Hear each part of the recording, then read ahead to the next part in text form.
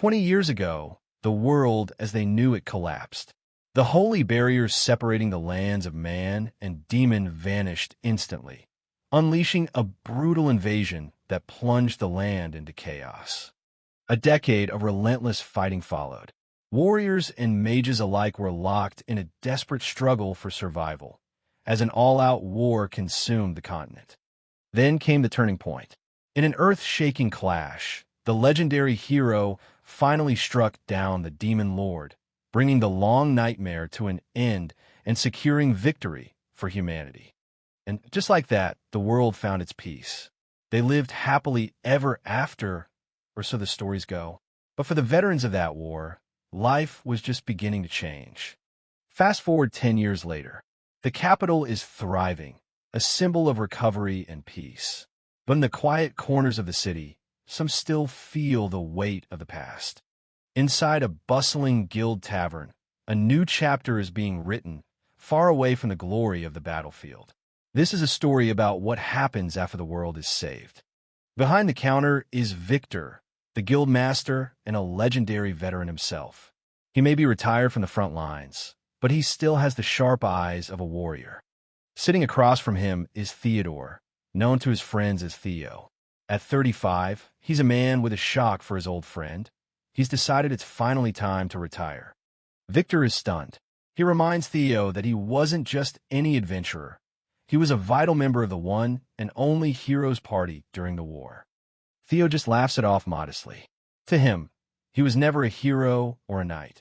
He was just the group's errand boy, a handyman who supported the real legends from the shadows. But the truth is, there isn't much work for veterans anymore. The bulletin boards are bare, and the demand for adventurers has vanished in this era of peace. With roads safe and monsters gone, there's no need for escorts or slayers. Theo was rewarded handsomely after the demon lord's defeat, and he's ready for a simpler life. He spent his whole life as an adventurer, starting as a kid. Now, at 35, he feels old compared to the new generation and ready to hang up his boots for good. Theo looks back on the path that led him here. It was a journey born from necessity, long before he ever met the hero. 25 years ago, Theo was just a 10-year-old orphan who lost his parents to a plague. He started as a porter, carrying heavy luggage for veteran adventurers just to survive. He was a mere shadow in the background of other people's legends, but he was lucky. He found his place among the chaos of those early years. Luck wasn't the only thing he had. Young Theo realized he was blessed with 3 incredibly rare and special skills that would change his life forever. The first was appraise, which allowed him to identify any plant or item, ensuring he could always find food and avoid poison in the wilderness. Next came craft, perfect for repairing gear on the fly, and tame, which let him communicate with monsters to avoid unnecessary conflict. He was a one-man logistics army. Word of his utility spread like wildfire.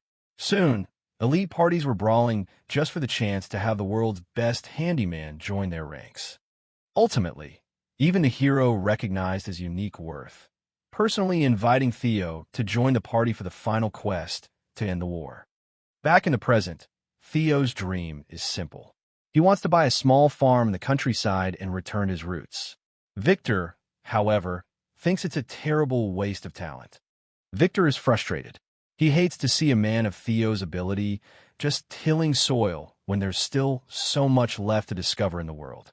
Suddenly, Victor's expression shifts from frustration to a sly, excited grin. He slams the table, making Theo spit out his drink as he shouts, "I've got it! Theo, why don't you travel to the New World?" The New World, a massive, mysterious continent that's been hidden for centuries. It's an untamed frontier beyond the demon lands, and it's exactly the kind of place where a man could build a future from nothing. Victor leans in, his eyes gleaming with excitement. He explains that the holy barrier's collapse revealed a massive, untamed territory.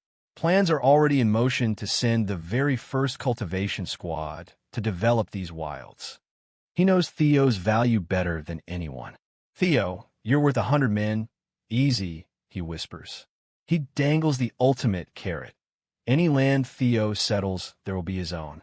Think of it as one last adventure, he urges, seeing Theo's resolve begin to waver. Theo's mind drifts to a simple life. He imagines a quiet log cabin in a sunlit clearing, far away from the noise of the city.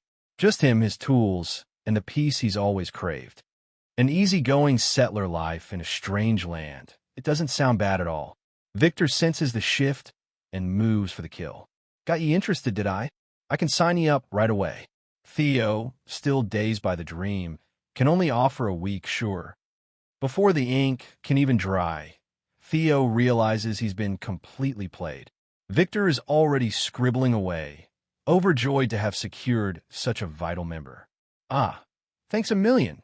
He cheers, leaving Theo to wonder if he just signed away his quiet retirement. Despite his doubts, Theo decides to embrace it. He extends his hand with a smile. Let's shake on it, Victor. One last job before I retire. The guild is more than obliged to have him back in action. The next month is a whirlwind of activity. Theo finds himself busier than he's been in years, rushing through the city and securing the gear he'll need for the long journey ahead. The night before departure, Theo gathers with his old comrades for one last drink. They share stories and laughs, a fitting farewell to his life in the capital. At last, the time comes. Theo boards a carriage and leaves the city walls behind, his sights set on the horizon. His first destination, the port town of Cagliari. Theo steps off the carriage, taking in the salty sea air of Cagliari. He has traveled all the way to the edge of the land of demons, the very place where their ship will depart for the unknown. It's been a full month of travel, but the real journey is only just beginning. As he walks through the bustling market, a little demon girl runs up to him, her eyes wide with curiosity. She offers him some candy, her voice bright and innocent. It's a stark reminder of how much the world has changed. A decade ago, such a peaceful encounter would have been unthinkable. Theo can't help but smile, touched by the simple kindness. Theo's peaceful moment is interrupted by a familiar, booming voice. Victor stands there in full battle gear, a massive sword strapped to his back. You kept me waiting. Theo, he grumbles. Theo is caught off guard. He hadn't expected to see his old friend here, let alone dressed for war. Victor lets out a hearty laugh. He claims he couldn't bear the thought of sending Theo into the perilous wilds all by himself. Theo, ever the pragmatist, asks the obvious question. You volunteered to join the settlers, then? Victor admits the truth with a grin. I'm just not all adventured out yet. Even though his grandkids are grown, the 70-year-old warrior still has the fire in his belly. Theo notes how lively he is for his age, but Victor just dismisses it. Dwarves simply live longer and stay active way past human years. Theo watches Victor and can't help but feel a sense of awe. This man is a legend. Victor the Blood Tempest, a noble dragon slayer and the guildmaster himself. He's strong, capable, and beloved by everyone he meets. Theo feels small in his shadow, but he's grateful to have such a leader. Victor claps Theo on the shoulder. Ah yes, before we set sail, there's some people you gotta meet, Theo. He leads him toward the docks, where a diverse group of people is waiting. Say hello to the cultivation squad, Victor announces with pride. Theo is taken aback by the sheer size and variety of the group. It looks like they certainly won't be lacking in manpower for this expedition. Victor introduces the core of the team. Aside from the 2 veterans and 15 capable adventurers, they've brought along 3 essential scholars, a climatologist, a geologist, and a monsterologist. Theo introduces himself humbly as a non-combatant, hoping to fly under the radar. That hope is immediately shattered. A young adventurer's eyes go wide. Wait, you're handyman Theo, he shouts, his voice full of pure admiration. It's such an honor to actually meet you. Wow. Theo can only stand there, completely bewildered by the sudden attention. The others join in, their excitement reaching a fever pitch. I heard you were the backbone of a hero's party. They say you're a miracle worker. They are all eager to see the legendary support specialist in action. Theo is mortified. He turns to Victor, hissing through his teeth. What have you been telling them, Victor? Victor just whistles innocently, claiming he hasn't said a word, while the young recruits beg for autographs and cool war stories. Victor finally takes charge, clapping his hands to end the commotion. Now, you lot. We're burning daylight here. He gestures toward their vessel, explaining that the adventurers will be working together to operate the ship during the crossing. Everyone needs to make their presence count. The logistics of the trip, however, are a bit more concerning. They have a very limited stock of food and water, barely enough to last the duration of the trip. A larger boat would have been better, but as a new enterprise, they simply couldn't afford it. They're running on a tight budget. Theo is worried about what might happen if there are any complications, but Victor is unfazed. Not to worry, he booms, pulling out a small, ornate pouch. Behold, the magic bag of holding. On loan from the guild, it's a treasure as valuable as a country's treasury, capable of storing vast amounts of supplies in a tiny space. That's their secret weapon for the crossing. With the bag of holding and a determined crew, the mission is officially ready. The docks are alive with anticipation as the cultivation squad prepares to leave the world they know behind for a land where anything is possible. Victor isn't done bragging about the guild's treasure. The magic bag of holding doesn't just store items. It freezes time for everything inside, meaning their 2-week emergency stock will stay perfectly fresh. Theo listens, sweat dropping as Victor goes on about the grueling negotiations he went through. But then, Theo drops a bombshell of his own. Sorry, but I have one too, he says casually, pulling out his own pouch. Victor is absolutely floored. His precious guild relic suddenly feels a lot less special now that the handyman owns one personally. With the last of the gear stowed away, Victor tries to shake off his sulking. The mast is looking strong, and the wind conditions are ideal. It's time to leave the harbor behind and set sail for the great unknown. As the crew gets to work, Victor tries to get Theo to relax. You can let the rest of us handle the manual labor, he says. But Theo can't stay idle. To him, he's still the errand boy, and he feels much more comfortable when his hands are busy. Theo joins the men on deck, matching their rhythm as they haul the ropes. It's been a long time since he's felt this. The raw energy and anticipation of setting off into the wild blue yonder. This is what it means to be an adventurer. We're off. The ship cuts through the waves, leaving the land of demons behind. Seagulls cry out overhead as the small vessel shrinks into the distance, carrying the hopes of 20 souls toward a new world. The first few days are a sailor's dream. The wind is steady, and there isn't a storm in sight. The scholars and adventurers take a moment to pray, giving thanks for the divine blessing that seems to be guiding their journey. Even Victor looks content. Theo watches them, lost in thought. He's seen enough of the world to know that adventurers are often deeply religious, simply because they live so close to death. But his experience tells him something else. It's a little too early to be thanking the gods. His intuition is spot on. Good things never last forever, he mutters as the sails suddenly lose their tension. Victor shades his eyes, looking up at the sky. The wind has come to a total, eerie standstill. They aren't moving an inch.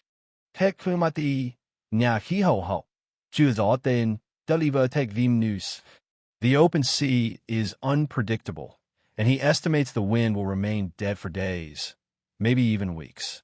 The crew starts to murmur, a wave of anxiety washing over the deck. Panic begins to set in. If they're stranded for weeks, their food and water rations won't hold out. The supplies they thought were sufficient for the crossing are suddenly a death sentence if the wind doesn't pick up soon. The morale on the ship plummets. We're all done for, someone cries out. But amidst the despair, Theo remains perfectly calm. He looks at his frantic companions and simply says, "Not really. I can make drinking water." The crew stops in their tracks, staring at him in disbelief. Theo asks for a bucket of seawater and explains his logic. Seawater is undrinkable because of its salt content. But if he uses his craft skill, he can simply draw the salt right out of the water. To him, it's just basic chemistry and support work. In seconds, he holds out a cup of purified water. A young adventurer takes a sip, and his eyes light up. Damn, that's tasty. The miracle handyman has done it again. With an endless supply of fresh water, their biggest threat has been neutralized, and hope begins to return to the cultivation squad. The deck is alive with cheers and laughter as the fresh water is passed around. Theo's utility is proving to be far more than just carrying bags. He is the silent engine keeping this entire enterprise from sinking. For the first time since the wind died, the settlers truly believe they'll make it. The expedition is finally underway, but Theodore, or Theo, as his friends call him, is staying humble despite the praise. While the crew celebrates their departure with drinks and laughter, the atmosphere on deck is bright and full of hope. After years of war, this feels like the fresh start they all needed. But the peaceful moment is shattered by a piercing scream. The climatologist, a young woman with glasses, stares in horror at the water. Something is wrong. The waves are churning with a sound like a thunderous roar. Panic spreads like wildfire across the deck. "Something's in the water," she cries out, pointing at a massive shadow lurking beneath the surface. The realization hits the crew hard. They aren't alone out here. A giant, dark shape begins to rise from the depths. Victor, the legendary dragon slayer and Theo's old friend, shouts for Theo to get ready. The sheer scale of what's emerging is enough to make any veteran adventurer's blood run cold.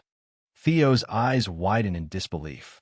Even after everything he's seen in the war against the Demon King, this is something entirely different.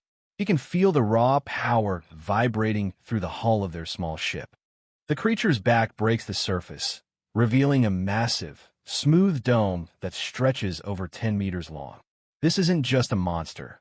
It's a leviathan that could crush their vessel with a single movement. Victor grits his teeth, warning Theo to stay sharp. Their ship is completely defenseless against a creature of this size. One wrong move, and their journey ends before it even truly begins. Here it comes. Water explodes around them as the beast draws closer. The crew braces for impact, clutching the railings as a massive splash drenching the entire deck.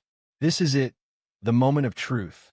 But instead of a row of jagged teeth, a pair of large, curious eyes peeps over the edge. It makes a soft, melodic sound, kyo-o-o-o, and suddenly, the terrifying monster looks surprisingly cute. Theo is left completely stunned. The crew stares in confused silence. "Is that a hippo?" someone mutters. The tension in the air evaporates instantly, replaced by sheer bewilderment. Is this giant beast actually harmless? While the others argue over whether it's goofy or cute, Carrie, the team's brilliant young monsterologist, is called to the scene. She's earned her PhD at a young age, but even she's never seen anything like this before. Carrie explains that while it looks like a river hippo, it's far too large to be an ordinary creature. It shouldn't even be in the ocean. The mystery only deepens as she studies the gentle giant. Her eyes light up with pure academic joy. "It's an entirely new species," she exclaims.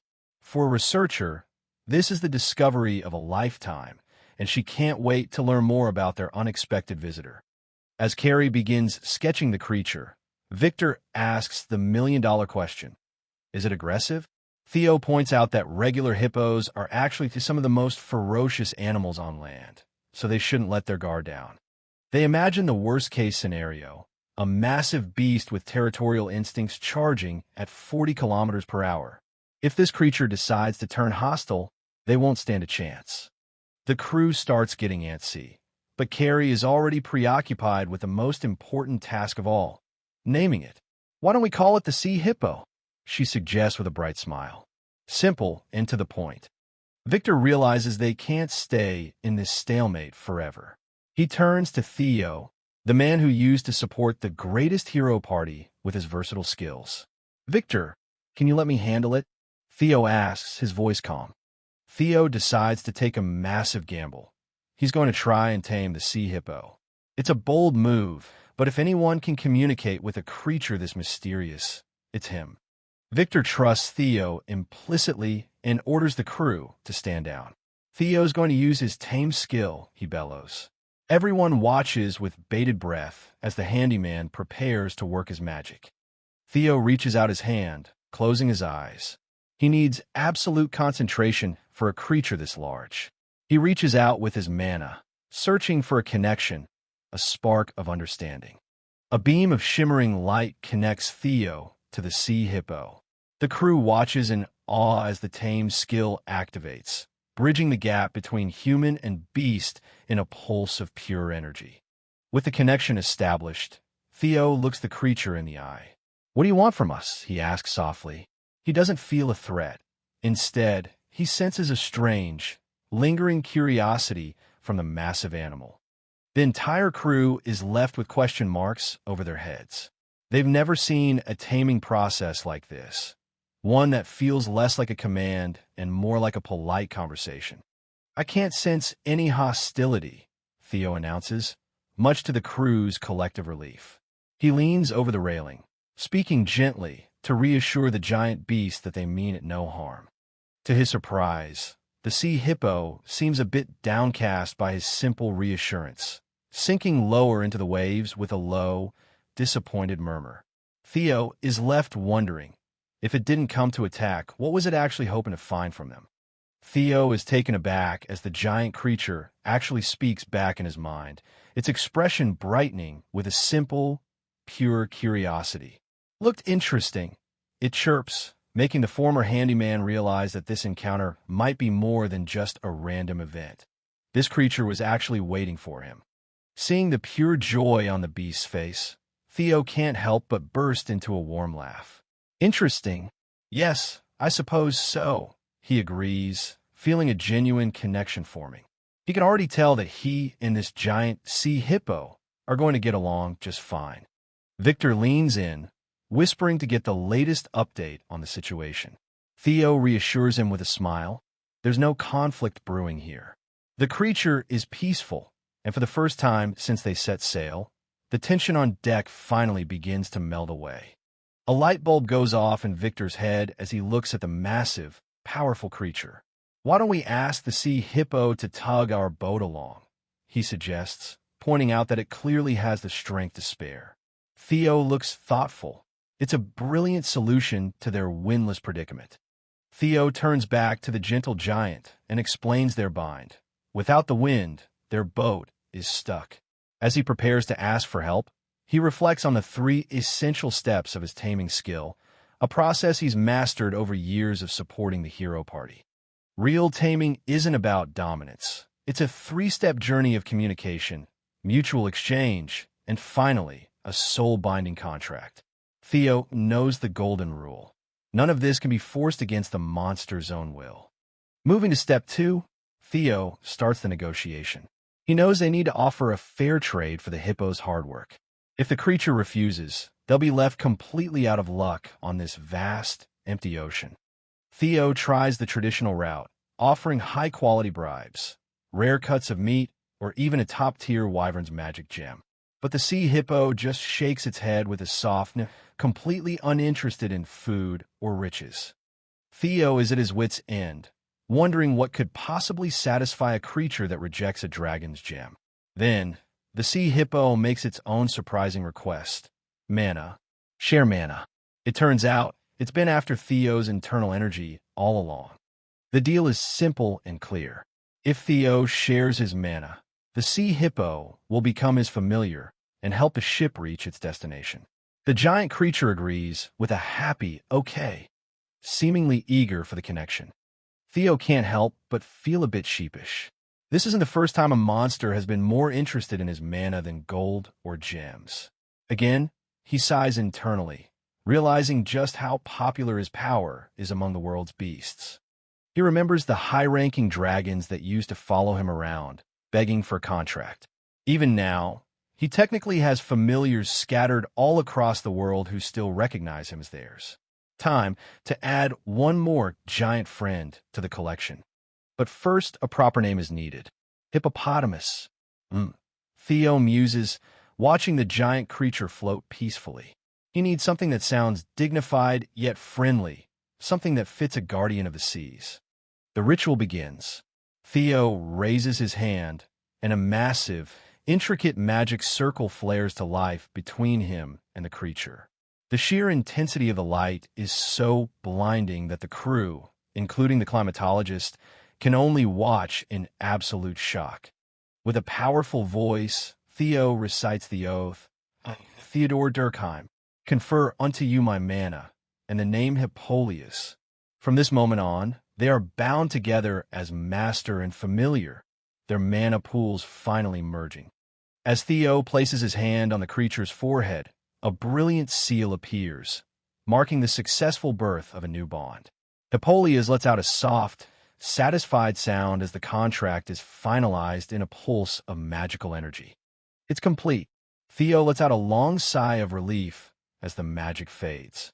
Victor is beyond impressed, calling it a masterfully done job, but Theo tries to shrug it off with his usual modesty. However, the strain of taming such a massive beast hits him all at once. Theo's face goes pale, and he stumbles as a wave of dizziness washes over him, caught just in time by a worried Victor. Theo realizes that Hippolyus took a staggering amount of mana, way more than even the sage-class sorcerer of the hero party could provide. Not since he tamed a high-ranking dragon has he felt this drained by a single contract. He looks at Hippolyus again, his mind racing. For a creature to require that much mana just to become a familiar, just what kind of ancient, powerful being did he just accidentally adopt? But then he sees Hippolyus grinning from ear to ear, looking more like a happy, oversized puppy than a legendary beast of the deep. Theo chuckles to himself. Maybe he's just overthinking things after all. Did you get enough mana? Theo asks, still feeling a bit weak. Hippolyus responds with a cheerful, song-like thought in his head. Theodore's mana, tasty. It seems the creature is more than satisfied with the tasty trade. Now it's time for Hippolyus to hold up its end of the bargain. Yes, pushboat. On it, it chirps. With a sudden, massive splash of its tail, the ship groans as it's suddenly jolted into motion, leaving the crew scrambling for balance.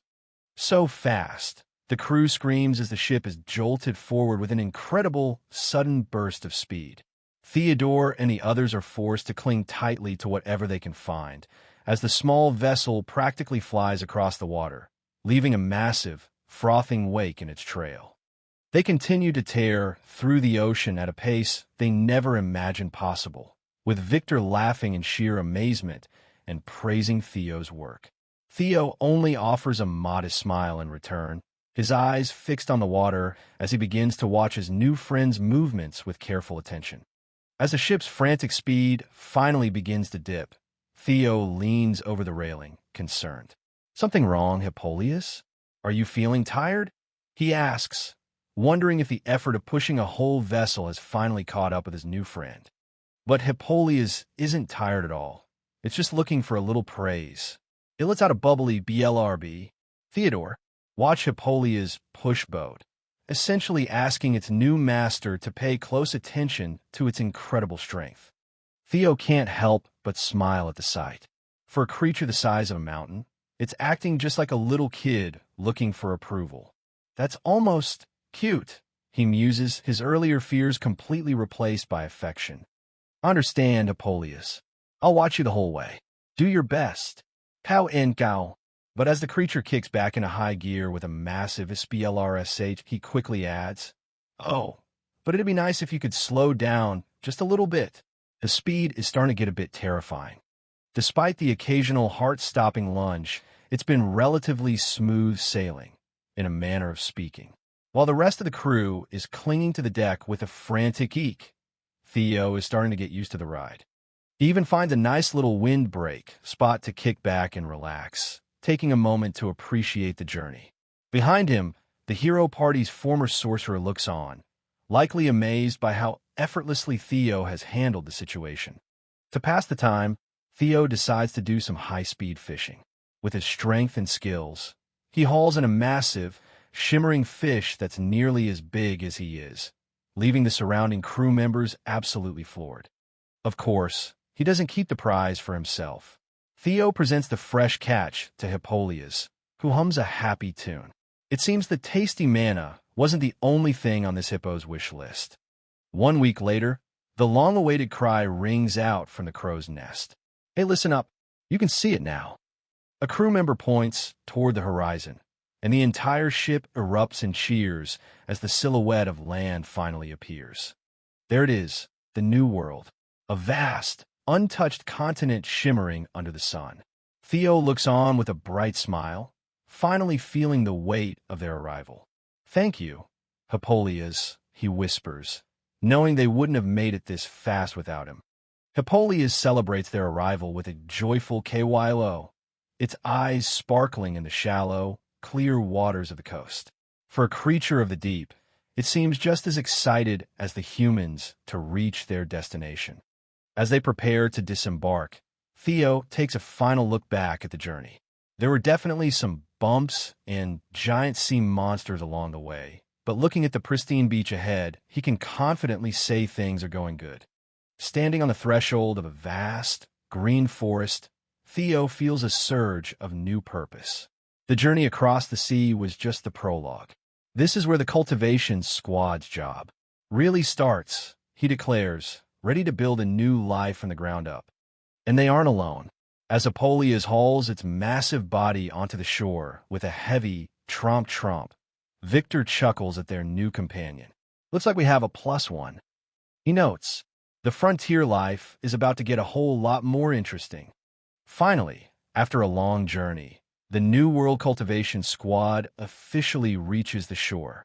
The atmosphere is electric with excitement as everyone shouts in awe of the new continent. The forest ahead looks like nothing they've ever seen before. Unique flora and unknown animals. The mysteries of this untamed land are both thrilling and a bit terrifying. Victor, the squad leader with a legendary white beard, quickly takes charge. He claps his hands to settle the crowd, reminding them that while this is a new beginning, danger is lurking everywhere. The orders are clear: scout the perimeter and start unloading the cargo. The crew is ready, but Victor knows they need to keep a cool head to survive the first day. Watching his team move, Victor can't help but feel a sense of pride. Making landfall here is truly a giant leap for all of mankind. While the others are busy, Theo handles the heavy lifting. But he's not alone. Hippolytus, Hippo, the cute creature he recently tamed, won't stop nuzzling him for attention. Victor notices the bond between them. Ever since they landed, Hippolytus hasn't left Theo's side. It's almost like the little guy is already part of the family. Theo can't resist those big, sparkly eyes. Despite Hippolytus being a powerful creature, Theo feels a deep urge to protect his new friend, no matter what. Still, Theo wonders if he's more of a parent than a master.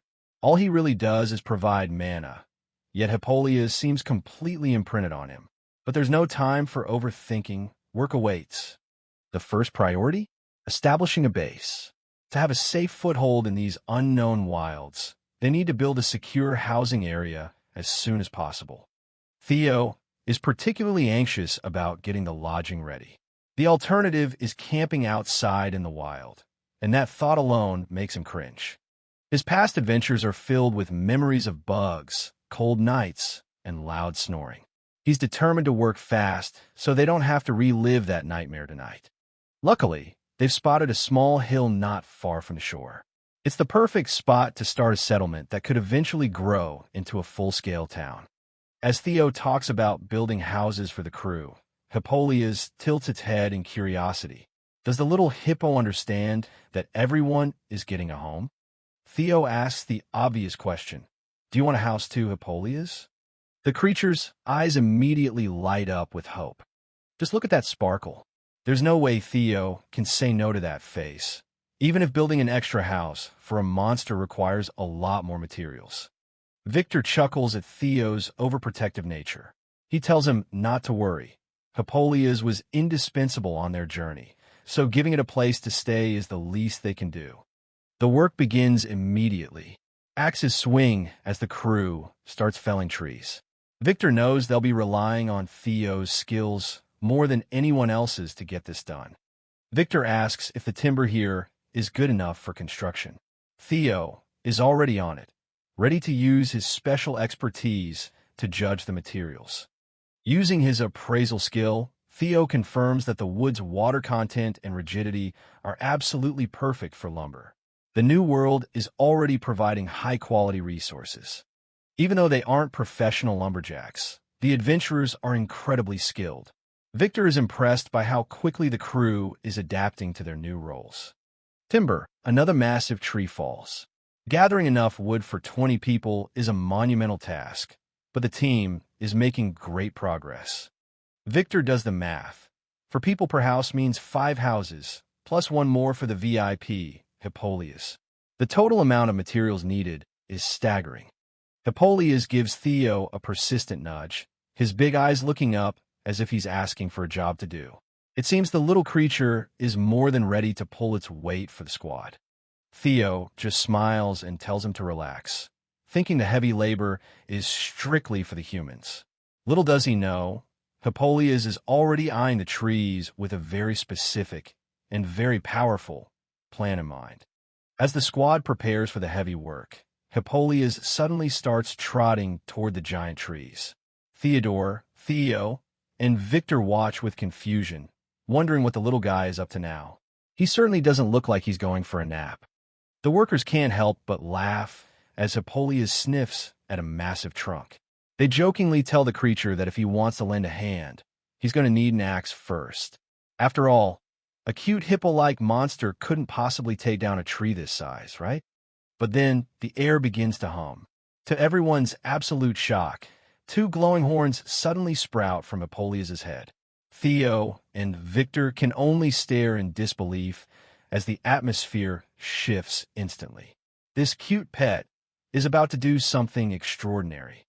Theo is just as confused as the others, but his gaze remains fixed on the strange phenomenon. Those aren't just normal horns. They're shimmering with a power he can't quite identify yet. Hippolyus stands ready, facing the massive ancient tree. With a sharp sichenke, the horns slice into the wood as if it were butter. Victor realizes these horns are made of pure mana, concentrated into razor-sharp blades. The sheer force behind the strike causes the massive trunk to crack and groan. The result is instantaneous. With one swift, powerful motion, the giant tree is severed completely and comes crashing down with a thunderous bathum. The efficiency is terrifyingly beautiful. What the hell? Theo's jaw drops as he watches the tree fall.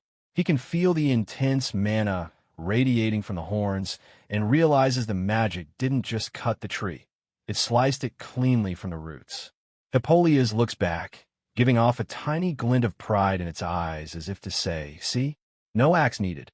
The trees continue to fall one after another, and the workers have to scramble for safety, shouting warnings as the forest floor shakes. In a matter of minutes, a neat pile of logs begins to form, perfectly harvested and ready for use. Victor is stunned. In a single day, they've gathered every last bit of lumber needed for the base, a job that should have taken weeks. Even Theo is shocked by how well Hippolyus performed. That's when a mysterious figure approaches, having watched the whole spectacle from the shadows. The newcomer introduces herself as Carrie, a monsterologist. She adjusts her glasses, her eyes filled with a mix of scientific curiosity and absolute certainty. She points at the little hippo creature and drops a bombshell. Hippolyus is a kind of dragon. A dragon? Theo and Victor's faces are a picture of pure disbelief. They look at the round, friendly creature in front of them, and then back to Carrie. A dragon is supposed to be a legendary engine of destruction, not a cute lumberjack. Carrie understands their skepticism, but she's not backing down. While Hippolyus just gives a happy wah-wah and looks as harmless as ever, she begins to break down her analysis, much to the confusion of the two men. Based on its unique body structure and the incredible mana horn spell they just witnessed, Carrie is convinced.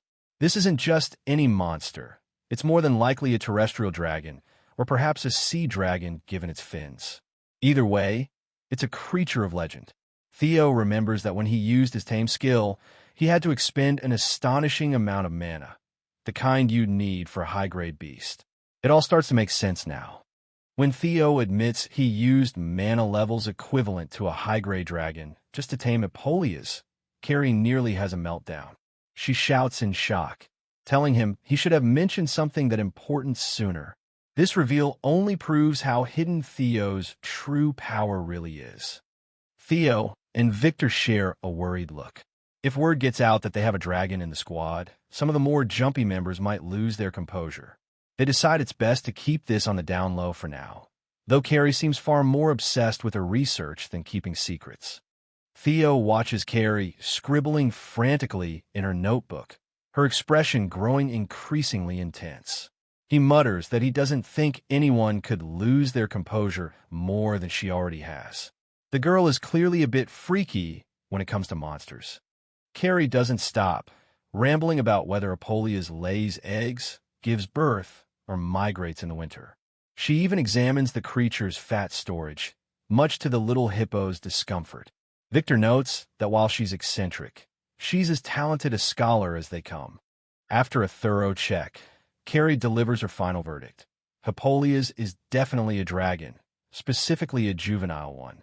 This explains why its appearance is so different from the terrifying dragons of lore. It's still just a child. Theo begins to understand why the creature is so clingy. It's not just a master-servant bond. It's the behavior of a child seeking protection. He gently pets Hippolyas, saying they're like a comforting parent, while Carrie points out the specific tail features that mark its age. Theo thanks Carrie for the valuable info and asks her to keep him updated. He tries to tell himself not to think too hard about the future or what this dragon might grow into. However, as he goes to leave, Carrie grabs his arm with a sudden, intense grip. Carrie's face turns dark and borderline creepy as she leans in close. With glowing eyes, she demands that Theo reports any new findings about monsters to her immediately. Theo can only agree, feeling more than a little freaked out by her fanatical enthusiasm. Putting the dragon drama aside, Theo gets back to the task at hand. He kneels to appraise the soil, and to his delight, it looks perfect for construction. Victor and the others gather around, relieved that the location is settled. That's perfect. Victor cheers, ready to move forward. Looking over the wide, flat area near the river, Victor is glad their initial guess worked out so well. There's plenty of room to build, and they already have a massive stack of lumber ready to go. The foundation for their new home is set. With the location settled and the lumber stacked high, largely thanks to the work of 10 men done by Hippolyas, the preparation phase is finally complete. Theo, turns to the squad, ready to transition from manual labor to his specialized craft. Theo stands before the wood, his expression suddenly shifting to one of deep, unshakable concentration. I can craft it now. Shall I start? He asks. He's already beginning to visualize the complex structure in his mind, entering the zone where the real magic happens. Victor, seeing the intensity in Theo's eyes, asks if he needs a break. But Theo politely declines. He's in the zone now. If he stops to rest, he might lose the sharp mental image required for his crafting skill to work perfectly. For Theo, a strong mental image is everything. He closes his eyes for a moment, visualizing every beam, every window, and every joint of the building he's about to create. The squad watches in silence, sensing the gravity of the moment. He explains that speed is essential while crafting. If he takes too long, the mental blueprint begins to deteriorate, leading to structural flaws in the final product. As he speaks, he uncorks a special potion, the catalyst for his architectural magic. With a surge of mana, the raw logs are suddenly swept up into a whirlwind. Before anyone can blink, the greenwood is stripped and reshaped into sturdy, uniform lumber. It's a complete transformation happening all at once. Theo doesn't stop there. He begins to reconfigure every element around him, turning simple stones and sand into clear glass and minerals into solid metal fixtures. Every detail of the blueprint in his mind is being mapped onto reality. Then, with a heavy ka-clunk, the magic settles. The squad's jaws drop as a complete, two-story house stands before them where only a pile of wood stood minutes ago. It's built, someone shouts in pure disbelief. The workers can hardly believe their eyes. A project that should have taken months was finished in less than 10 minutes.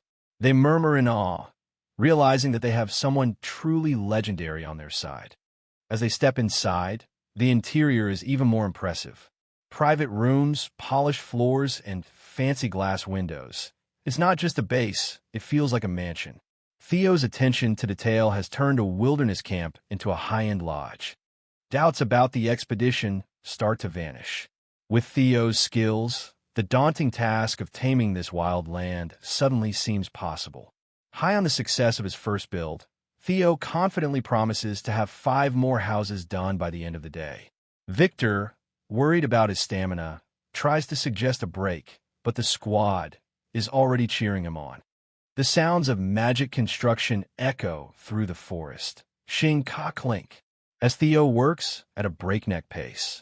3 houses are finished in record time, and even the veteran Victor is left begging him to slow down before he collapses from overwork. By the afternoon, the impossible has happened. An entire settlement has sprung up from the dirt. The base is complete, providing a safe and comfortable haven for everyone in the middle of the untamed continent. Theo wipes his brow, looking a bit ragged but satisfied.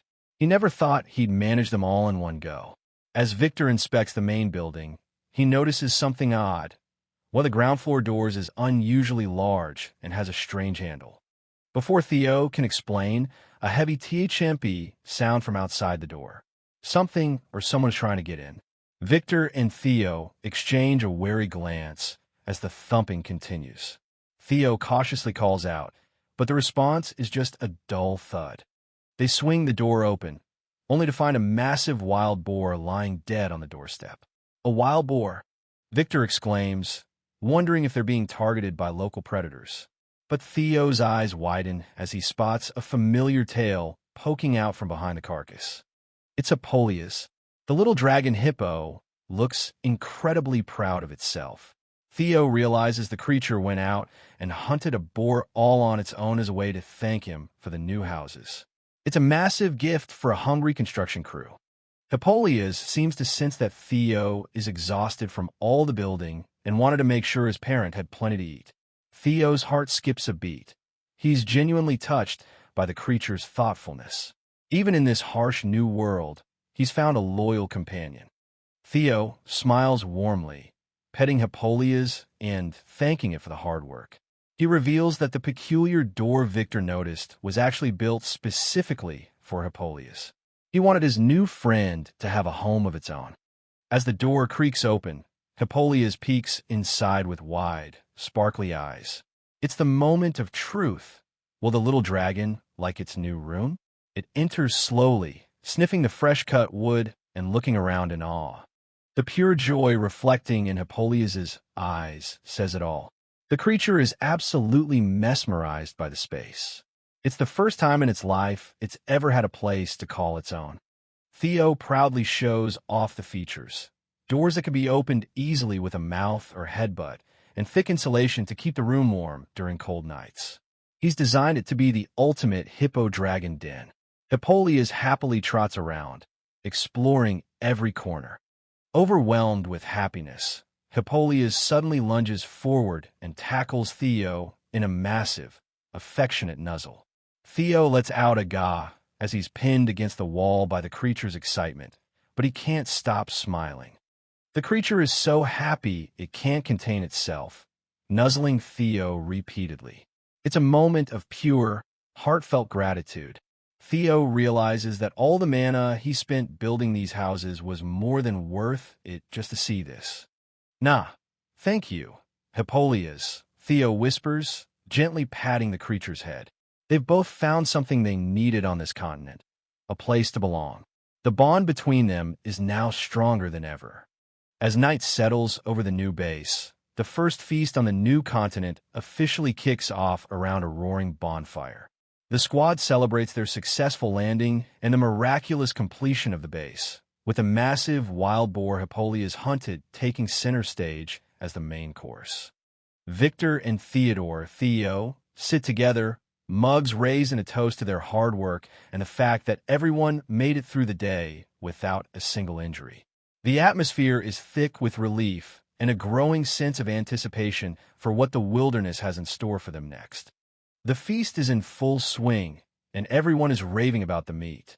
The wild boar Hippolytus caught has some of the sweetest, meltiest fat they've ever tasted.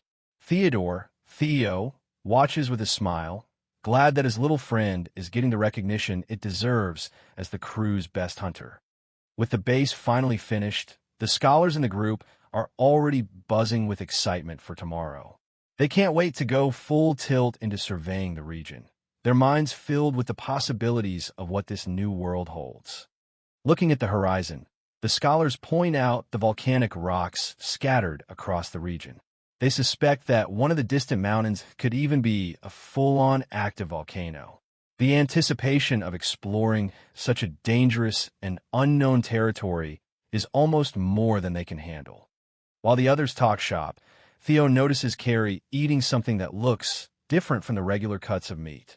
He asks what it is, and the scholarly dedication in her eyes tells him he might not like the answer. She explains that knowing the local ecosystem is paramount before they encounter more monsters. Entrails, she says bluntly with a glorp sound. Theo's expression instantly turns to one of pure disgust. It seems Carrie's commitment to monsterology goes as far as testing the flavor profiles of every internal organ.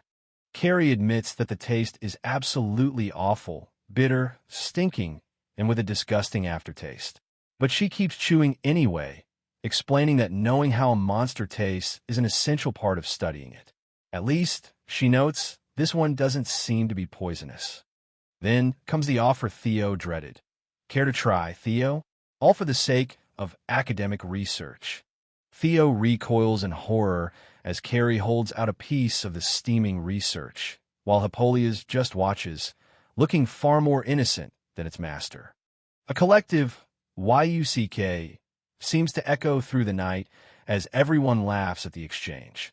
The festive mood continues long after the fire starts to dim, marking their first successful night on the continent. Eventually, it's time to turn in. Theo leads Hippolytus to its new room, telling the little dragon it's earned a good rest. The creature looks happy as it settles onto the warm, insulated floor of its own personal space. Theo plans to head to his own bed, but things don't go quite as expected. As Theo turns to leave, he feels a sharp tug on his clothes. He looks back to find Hippolytus holding onto him with its mouth, its eyes filled with a sudden, anxious desperation. Hippolytus? He asks, confused by the sudden change in mood. The look in those big eyes says it all. Stay here. The little dragon doesn't want to be left alone in the dark, even in its own room. Theo realizes that for all its power, Hippolytus is still just a child who's afraid of being abandoned. Theo remembers Carrie's words about Hippolytus being a juvenile. It hits him that before he tamed it, this creature was likely all alone in that wide, open, and terrifying sea. The loneliness it must have felt is something Theo understands all too well from his own childhood. Looking at the starry sky, he thinks about how small and vulnerable the little dragon must have felt out there. He can't bring himself to leave it alone again tonight. You were all alone, he whispers, his heart breaking for his friend. Theo gives Hippolytus a gentle pat on the head, promising that he'll stay and sleep right there. The relief that washes over the creature is immediate. It's the happiest he's ever seen it. Sure, I'll sleep with you here, he says warmly. Yay! Hippolytus lets out a muffled cry of joy, its tail curling around Theo in a massive hug. The creature is so excited it almost knocks him over again, but Theo just laughs, glad he made the right choice. Theo tries to tell Hippolytus to wait and let him get comfortable, but the dragon is already drifting off. Hang on, Hippolytus. You can't just go to bed straight away, but it's too late. The Nyam sounds of sleepy dragon already fill the room. Theo can only shake his head at how quickly it fell asleep, now that it feels safe. Watching the peaceful shwoo of the sleeping dragon, Theo gives it one last pat. You're in a good rest, all right, he mutters. He's starting to realize that his life on this continent isn't just about survival. It's about these small, warm moments of connection. Soon, the day's exhaustion finally catches up to Theo. His eyes feel heavy, and his mind starts to daze as he sinks into the comfortable warmth of the room. He decides that maybe he should just get a sleep, too. It's been the busiest day of his life, after all. With his back against the soft side of the dragon, Theo drifts off into a deep, peaceful sleep. The two of them, the handyman and the dragon child, are finally home. The room is quiet, save for their synchronized breathing under the moonlight. The night is calm, and the forest is filled with the chirping of crickets. Tomorrow promises to be another long and productive day for the squad. But while the humans sleep, the wild world of the continent is far from quiet. Suddenly, a sharp RSDL echoes from the bushes near the base. A small animal jumps away in fright as something, or someone, moves through the undergrowth with predatory precision. The peace of the night has just been broken. From the shadows of the forest, a pair of glowing eyes watches the new base. A beast girl with long, messy hair and wolf ears crouches low, accompanied by a snarling wolf. She gamgoo, grrrgh, as she observes the intruders who have dared to settle in her territory. The real struggle for the new world is about to begin. Wait, did you hear that? A sudden alert ping snaps Theodore out of his thoughts. Something is lurking just outside the base. While his companion Apollonius is resting comfortably, Theodore hears a strange, scratching and growling sound coming from the shadows behind the cabins. What's that? He wonders, his senses instantly on high alert. Peering through the darkness, he sees them, wild beasts tearing into something with a ferocious hunger. They aren't just passing through. They've found something they like. Theodore realizes with a sigh that they're scavenging the leftovers from last night's party. He knew those wild animals would be attracted by the smell eventually. Thinking back to the celebration, everyone, himself included, got a bit too drunk and lost focus. In their excitement, they just left all that extra food sitting outside. Oh, crap, he thinks, realizing his mistake. Theodore knows he can't just let wild animals run rampant in their new home. He decides to ask them to leave, but first, he tenderly crafts a blanket for the sleeping Hippolyus. Wouldn't want you to catch a cold, he whispers. Hippolyus is fast asleep, letting out soft snores. Theodore moves as quietly as possible, careful not to wake his big friend while he goes to deal with the intruders. He peeks around the corner and spots one of them. It looks like a wild dog or some kind of canine scavenging through the trash pile. At first glance, it doesn't seem too threatening, but then he notices it. A faint shimmer of mana is coating the creature's entire body. This is no ordinary wild dog. Theodore's eyes widen in shock. Is that a dire wolf? He realizes he's dealing with a pack of high-level monsters right in their backyard. Dire wolves are no joke. Even for seasoned adventurers, a pack of these agile and powerful monsters can mean a death sentence. Their speed and strength are far beyond that of any normal wolf. Theodore observes them carefully. He spots a second wolf nearby, but it's small, only half the size of a mature one. That's odd, he thinks. Dire wolves are proud pack animals.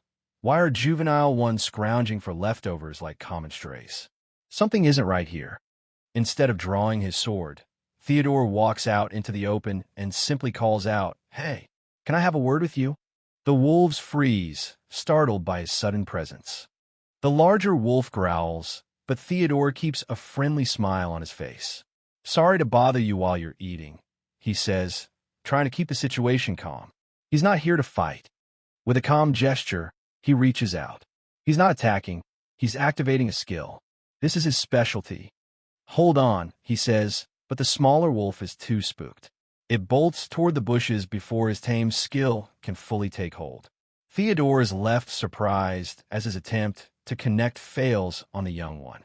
The young wolf is a blur as it vanishes into the tree-line, clearly terrified. Theodore can only watch it go. Theodore stands there bewildered. "What?" he mutters. He's confused why his tame skill didn't work on the one that ran, especially since it should work on most monsters to at least slow them down. In the shadows of the bushes, a pair of suspicious eyes watches him back. He looks back at the larger wolf, which surprisingly stayed put. But then it did work on this one, he notes.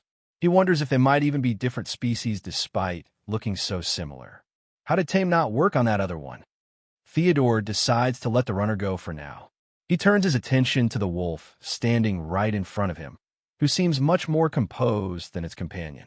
Well, I can't help it if that one's going to run off, he sighs. Theodore slowly sits down on the ground, making himself look less threatening. He looks the big wolf in the eye and prepares to try again. Now then, he begins, his voice soft and steady. Tame. He casts the skill again, not as a command, but as a bridge. I am not your enemy, he thinks, projecting his intent. Could you tell me what you're doing here? To his amazement, a voice echoes back in his mind. Belly empty. Food. The simple, pained words from the wolf hit Theodore hard. It all makes sense now. They weren't raiding, they were starving. Theodore's expression softens instantly. Right, that makes sense. Theodore looks closer and is struck by just how emaciated the creature has become. Its ribs are visible, and its strength is clearly at its limit. I've never seen a monster so far gone, he thinks, feeling a deep swell of sympathy. He lowers his voice, asking gently, What happened? Don't you have a pack or a family to look after you? The wolf's eyes cloud over with a haunting sadness as a single, terrifying word echoes in Theodore's mind. Bear, the bear got them. Theodore freezes. A dire bear? If a beast that powerful is stalking these woods, the peaceful life they were building is about to be shattered by a nightmare. Shiro's memories drift back to that tragic day, a nightmare etched in blood. A massive shadow suddenly descended upon their pack, and before they could even react, the slaughter began. The bear took his siblings one by one, leaving Shiro and his sister as the only survivors of a family once full of life. Theodore's breath hitches as he hears the story. A bear! He gasps, his mind racing. He knows the strength of a dire wolf pack, and the fact that a single bear could decimate them means they aren't dealing with a normal predator. It can only be one thing. The terrifying image of a dire bear looms in Theodore's mind. A monster of pure muscle and malice, legendary for its ferocity. If one of these is roaming near the settlement, it changes everything. This is no longer just about scavenging. It's a matter of survival for everyone. Theodore envisions the brutal power of such a beast. If it could wipe out a whole pack of dire wolves, it must be an apex predator of the most vicious kind. It's an extremely ferocious and brutal monster, and now he knows exactly why Shiro and his sister were forced to scavenge for scraps. Shiro's gaze softens with a deep, aching sadness as he mentions his sister, the one who ran off in a panic. He describes her as clumsy and a poor hunter, his voice filled with a protective love that transcends species. He's all she has left. Already gone, Shiro communicates, thinking of the rest of his pack. He feels the crushing weight of being the sole guardian of his sister. I must protect, he vows, his resolve hardening even in his weakened state. Theodore watches him, deeply moved by the wolf's unbreakable loyalty. Theodore looks at Shiro, his eyes reflecting a quiet but firm determination. He's seen enough, and he's made his choice. He won't let these two suffer any longer. Hey, he says, getting the wolf's attention. Why don't you become our friends? Theodore asks with a genuine, warm smile. Shiro is stunned in his silence by the offer. Theodore explains that he simply can't stand the thought of leaving anyone out here to starve alone, regardless of their species. He has room for them in his new world. As he speaks, Theodore thinks of his old comrades. He knows that strength doesn't just come from individual power, but from the bonds you build. He's ready to start building something real here, starting with this starving wolf. We're a strong group, Theodore reassures him, so you won't have to worry about food anymore. He makes it clear that this offer extends to Shiro's sister as well. He sees the depth of Shiro's care for his family, and that's a quality Theodore respects above all else. Family, he says softly. He lays out the terms of a new life. Here's the deal. I'll provide you stability, and in exchange, you'll follow my instructions. It's a fair pact for survival. He waits patiently as Shiro processes the offer. How about it? After a long, thoughtful pause, Shiro finally gives his answer. Very well. Theodore's face lights up with relief and joy. All right then. He cheers, happy to have officially gained a new ally. Every new companion needs a name, and Theodore looks at the wolf's brilliant white fur. How about Shiro? Meaning white. Shiro looks a bit skeptical, his inner monologue judging the simplicity of it. Simple name. Feels cheap. He thinks, but he's in no position to argue. Despite his critique of Theodore's creative naming skills, Shiro settles in, ready to finalize the agreement. Do it. Make deal. He communicates. Theodore sits across from him, ready to seal their fates together. Theodore begins the formal process, his mana beginning to flow. I, Theodore Durkheim, confer unto you my mana and the name Shiro. He's calm and focused, but the atmosphere is about to be shattered. Suddenly, a piercing, feral roar erupts from the darkness. Greoaf. The sound is full of raw, protective fury. Before Theodore can react, a small, incredibly fast shadow slams into him, knocking him completely off balance. He gasps, stunned by the sheer speed and force of the impact. The ritual is instantly broken. Theodore hits the ground, his mind reeling. I just got tackled. He looks up to see a small figure crouching protectively over Shiro. It's not a wolf. It's a young girl with wild hair and animal ears, and she looks absolutely ready to kill him. What the? This is the other. He realizes. Shiro looks on in shock as his sister stands between him and Theodore, growling fiercely. She's small and ragged, but her eyes are full of a primal, dangerous intensity. Theodore can only watch from the ground, completely blindsided. The mysterious girl lets out another threatening gra, her hair standing on end as she glares at Theodore. She's like a cornered animal, protecting the only family she has left with everything she's got. Theodore is frozen in place, his eyes wide as he takes in her features. What in the... he stammers. He can see the flickering wolf ears and the bushy tail. He's completely baffled by what he's seeing. He realizes he's staring at something he's never encountered in all his years. I've never seen any race or species like this. This isn't just a monster. It's something entirely new. The mystery of this continent just got a lot deeper. Theodore tries to stay calm and hold up his hands. Calm down. I am not your... He tries to use his tame skill again, hoping it will help her understand his peaceful intentions. It's a gamble he has to take. Theodore's tame skill fails completely, doing nothing but fueling her rage as she tackles him once more with feral intensity. GRH, he grunts, pushed back by her surprisingly strong frame. A sudden jolt of realization hits him. His magic is useless because she isn't a monster at all. The truth strikes Theodore with overwhelming force. She's a person. She's a sentient being, a native of this new world. And right now, she's a very dangerous and hostile one. He stares into her terrified eyes, realizing the path to friendship has just become a whole lot more complicated, just as a familiar voice suddenly cuts through the air. Just as things are getting heated, Shiro lets out a sharp, commanding woof that startles everyone. Theodore watches in surprise as the massive wolf steps in to mediate. The girl freezes, her eyes flickering with hesitation. A silent conversation passes between the two in a series of growls and barks. Theodore can only watch from the sidelines, wondering if Shiro is actually convincing her to stand down. Slowly, the murderous tension begins to drain from her small frame. Theodore senses an opening and tries to reassure her with his most friendly voice. It's okay. Don't be scared. I'm not your... He holds up his hands, but she remains crouched and guarded, her feral instincts still on high alert. You said she was your sister?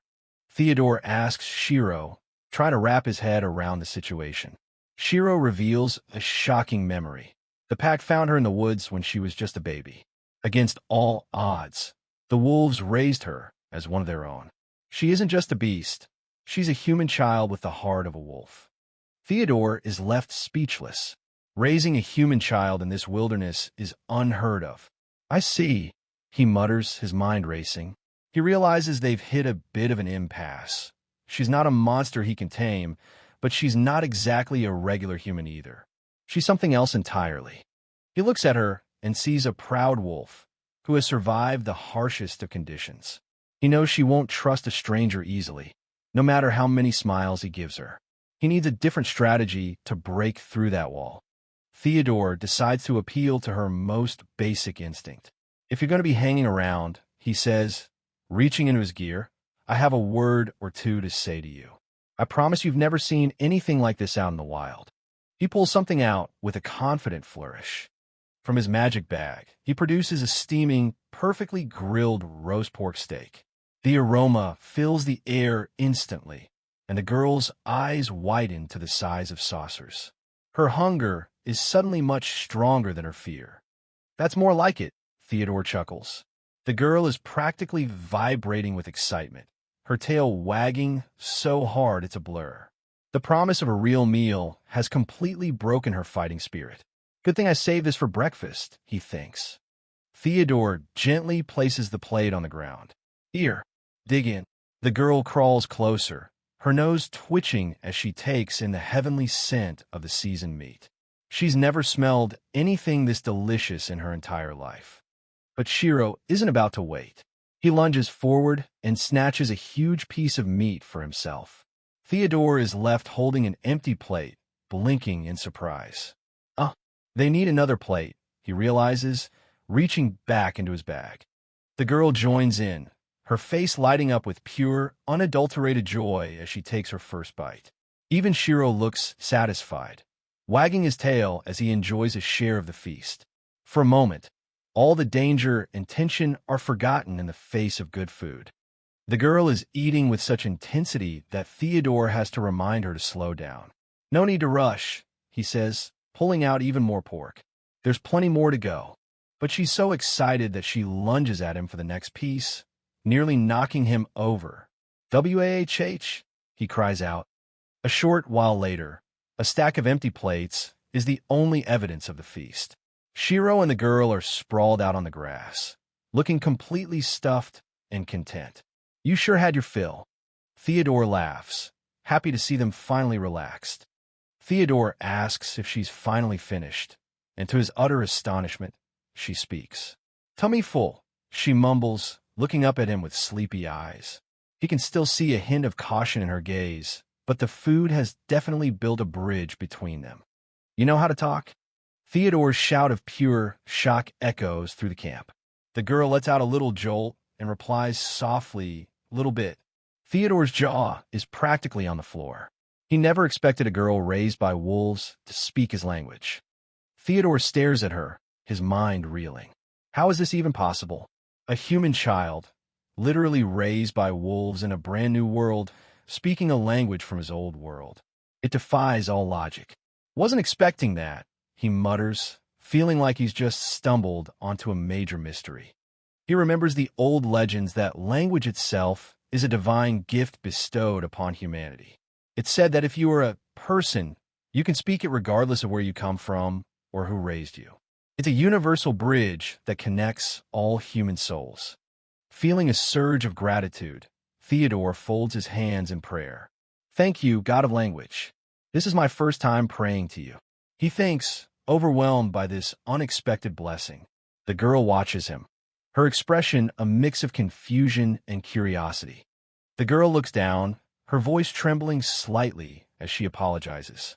Sorry, me, thought you tried to kill. Now know that wrong. Saw the... She feels ashamed for attacking the man who just gave her the best meal of her life. Theodore can't help but feel a pang of sympathy for her. It's fine. Don't worry about it, Theodore says warmly, dismissive of the attack. Just a little misunderstanding. He finally understands why she charged him. She thought his taming ritual was an attack on her brother. He's relieved that the air is finally clear. Oh, he says as the pieces fall into place. He decides to renew his offer of friendship. What do you think? He asks, crouching down to her level. I was asking your brother if you guys wanted to become our friends. Would you like that? He waits for her response, hoping the promise of more than just a meal will sway her. If you are, we'll be sure to get you your share of food, he promises. The girl's eyes practically turn into stars, and she lets out a hungry gasp. Food, she cries out, her stomach clearly making the decision for her. It seems he's found the ultimate bargaining chip. Theodore starts listing all the perks of joining them: a warm place to sleep, a dry roof when it rains, and all the food they can eat. The girl is completely dazed by the wonderful vision he's painting. Shiro and his sister share a quick, whispered consultation, their tails wagging in anticipation of a better life. Finally, they reach an agreement. Okay. They both communicate, their skepticism finally overcome by Theodore's kindness and the promise of a full belly. Theodore beams, his heart swelling with pride. He's just gained 2 incredible new companions for his frontier adventure. He begins his journey just getting started. And just like that, the deal is sealed. Theo hugs Shiro tight, her face beaming with a joy she hasn't felt in a long time. We become friends, she exclaims. Theodore watches them with a warm smile, feeling a deep sense of peace. Here we are, in a new world, he thinks. Okay, happy to have you. Standing together under the vast sky, they form an unlikely but heartwarming trio. Theodore can't help but feel a surge of optimism. They've only just begun their journey on this continent, and they've already made their very first friends. Theodore suddenly remembers the ritual he was interrupted during. Right. I should finish the tame I was in the middle of, he says, looking at Shiro. Theo tilts her head, her ears twitching in confusion. Tame? She asks, the word unfamiliar to her. Theodore explains that he was about to give Shiro a name and make their bond official through his skill. Shiro and Theo are instantly intrigued. Name? What name? Theo asks, her eyes wide with curiosity. They've lived as wild creatures for so long. The concept of a name is like magic to them. Theodore suggests the name Shiro, and Theo absolutely loves it. Shiro. Name, Shiro. She cheers, repeating it over and over. Even Shiro looks pleased, leaning into Theo's touch as she rubs his fluffy fur. Theodore can't help but think what a good kid she is. Something like, Shiro, he says, modest about his naming skills. As Theo hugs Shiro's neck, a brilliant, pulsing light suddenly erupts from between them. Mana begins to swirl in a blinding flash, a sound like VWMM and Shing echoing through the clearing. Theodore is completely caught off guard. Theodore gasps, shielding his eyes from the glare. Even Theo looks startled, letting out a confused UH as the mysterious energy washes over her and her brother. This definitely wasn't part of the standard taming procedure. Theodore watches the scene in disbelief. What was that light? He wonders. He felt a massive flash of mana for just an instant. He quickly activates his appraise skill to understand what just happened between the girl and the wolf. Wait, he thinks, his heart racing. The results of his appraisal leave him stunned. Mana's threading them together, he realizes. This isn't just a physical bond. It's a deep, spiritual connection forged by pure instinct and love. Theodore has never seen anything like it. Theo is worried she did something wrong, but Theodore quickly reassures her with a smile. Nothing bad. Ooh, no, just surprising. He explains the situation to the confused girl. Strange as it is, you ended up using tame on Shiro, not me. He's amazed that she could perform such an advanced skill without even knowing what it was. Shiro and Theo share a confused HRM, not quite grasping the technicalities of Theodore's explanation. Theodore is just as bewildered. Well, I don't get it either, he admits, realizing he's witnessing a phenomenon that goes beyond his current understanding of magic. Theodore tries to explain it as simply as possible. Tame is, generally speaking, a skill that confers mana to a monster and lets you take it as a familiar, and so on. He looks at them and concludes, basically, you and Shiro are really, really, really close. Does that make sense? Theo beams at Shiro, thrilled by the idea. Close, she echoes happily. Yay. Theodore watches them play, his mind still working through the mystery. Okay, maybe that was a little too simple, he thinks with a wry smile. But the result is undeniable. The bond between the two siblings is now magically reinforced. He reflects on the incredible feat he just witnessed. No matter how much they trust each other, tame isn't a skill you can just use unconsciously. He's shocked that Theo could use it without even a single word of invocation. This girl is truly extraordinary. Maybe she's a natural-born tamer. Theodore muses his hand to his chin. He then realizes that Shiro's sister needs a name of her own to match her brother. Theo is instantly excited by the prospect. Me name? What name? She asks, her eyes sparkling. What name indeed? Theodore ponders. How about? He looks at the wild, spirited girl and says it. Afio. It's a short, powerful name that seems to fit her perfectly. She stares at him, tasting the name for the first time. Fee. She repeats, her voice full of a nervous, expectant energy. Theodore smiles warmly at her. Do you like it? He asks. He tells her it's the name of a legendary tamer from the old stories, someone just as brave and connected to nature as she is. Theo quivers with excitement, the name settling into her soul. Theo shouts it out for the whole world to hear. Afio. Me Theo. She's overjoyed to have an identity of her own. Shiro lets out an approving woof, happy for his sister. Their bond is now officially recognized, both by magic and by name. Theodore is deeply moved by the scene. Looks like the new world is the same as anywhere else, he reflects. The bonds you form with friends and family are as strong as ever. Theo and Shiro roll around in the grass, laughing and playing together in a way they haven't in years. Aha! Theo giggles, her heart finally light. The day is drawing to a close, and Theodore decides they've earned a rest. We're taking today off, he announces. So why don't I show you where you'll sleep? Theo lets out a surprised jolt and looks at Shiro. Sleep? Where? She asks, never having slept in anything but the dirt and leaves. I think we'll get along just fine, Theodore thinks. Theodore reaches out a reassuring hand to Theo. Don't worry. Here, he says gently. Theo looks at his hand for a moment before placing her own small hand in his. KY, she says softly, her trust in him finally complete. She follows him toward their new home. But even in this moment of peace, Theodore's mind is already turning toward the future. His expression becomes serious, his eyes narrowing. Though, there's one thing I'm worried about, he thinks. The peace he's found is fragile. The image of the bear that decimated Shiro's pack haunts Theodore. He knows that as long as a dire bear is roaming this close to their settlement, no one is truly safe. It's a monster that needs to be dealt with before it finds them. If there's a bear that dangerous hanging around near our base, Theodore muses, looking back at Theo and Shiro as they walk ahead of him. It'd be better to deal with it sooner, rather than later. He's already planning his next move, ready to protect the home and the family he's starting to build here.